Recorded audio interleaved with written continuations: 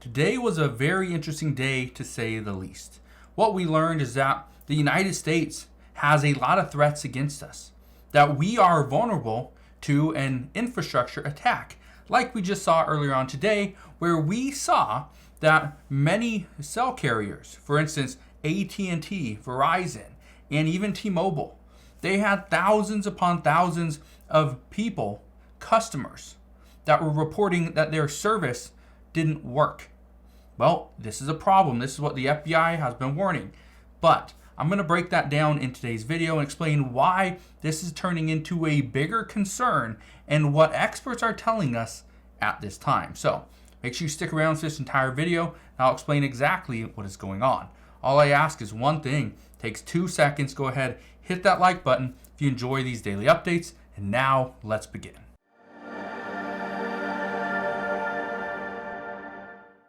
So the FBI and Homeland Security have been warning the United States for many months, stating that China is going to be a massive threat. Now, I've been talking about the U.S. southern border for the past handful of months. This is turning into a massive issue. There's thousands upon thousands of illegal immigrants entering into the United States on a daily basis. Not anymore in Texas. Now they're going to Arizona and California. Well, guess what? That is turning into an even bigger crisis because in California, they're almost accepting these people and saying, hey, come on in. We are here to give you free healthcare, free food, and shelter. Why would anybody turn that away? Well, here's the problem. The FBI is now saying that China is going to be behind more and more of these cyber attacks and potential physical attacks moving forward. I don't know for a fact, but there's been a lot of speculation over the past few hours because of what happened earlier on this morning, where over 73,000 people just from AT&T alone, they saw that they had no service. Okay, over 73,000 people just today. That's concerning. Guess what? We do not know for a fact that China's behind it, but there's a lot of speculation that China has the ability, and this was just a test.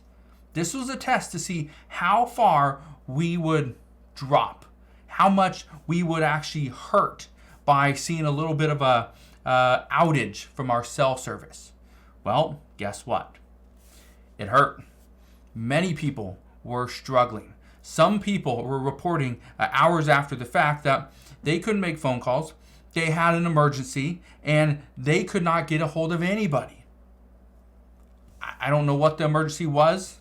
Hopefully everyone is perfectly fine. Nobody's hurt. Nobody lost their life. But again, that's part of the struggle. Now, I want to show you this. Okay. So according to Reuters, the White House says the FBI and Homeland Security, they are going to look into this AT&T outage. Well, it's going to take some time. And in the meantime, while we are doing that, guess what? Chinese migrants have now eclipsed the Mexican nationals in key southern border sector. More than 24,000 Chinese nationals have been encountered at the border in fiscal year 2023. Based off of the new reports here in 2024, and keep in mind, fiscal year 2024 only started in October. So it's October, November, December, January, part of February. In less than 5 total months, we've seen over 20,000 Chinese nationals enter into the United States. According to reports, about 80% of those are military-age men, single men, no family, nobody coming along with them. It's just them by themselves. This is why the FBI is concerned, because they say this could be a major threat. If these military-age men are here to pretty much set up shop for the Chinese military, we should be concerned. If they are here because they are going to attack us, maybe attack our infrastructure. And this is something that we've heard for many months, for years actually, is that the FBI has been warning us that China has already put in the right software. And all they have to do, flip the switch, and it could shut down our water treatment facilities. It could change flights, divert emergency services. It could disrupt hospitals. We've seen this in the past. And so we cannot put this past them. Now, I want to read a little bit of this article, okay? It's an article from Fox News. It says Customs and Border Protection data obtained by Fox News shows that Chinese nationals are the second largest nationality encountered at the border in San Diego sector since the fiscal year began in October. It says there have been 21,000 Chinese nationals encountered, second only to Colombia, where 28,000 have been encountered. Third is Mexican nationals with 18,700, followed by Brazil, 8,700, and Ecuador, 7,700.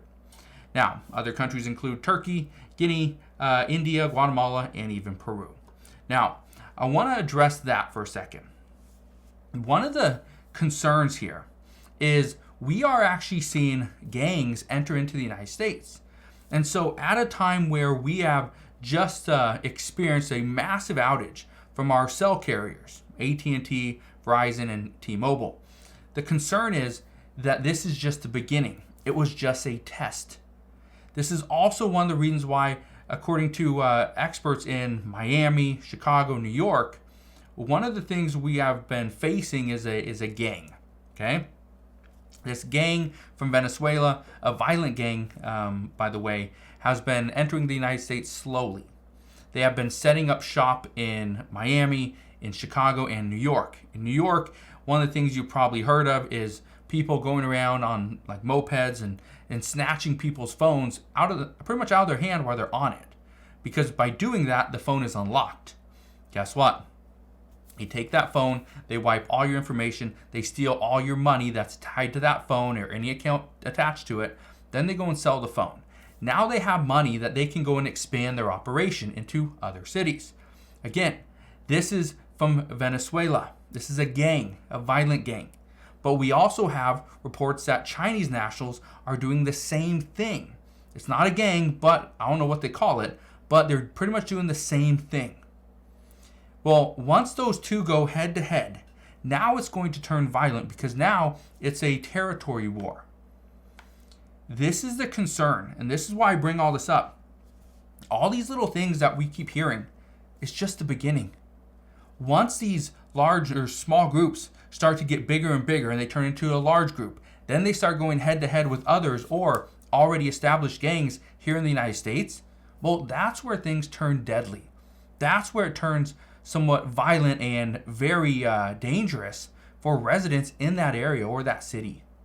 So all I can tell you right now is when we see these different reports on the news, don't just flip the channel, don't just swipe up, don't just change it.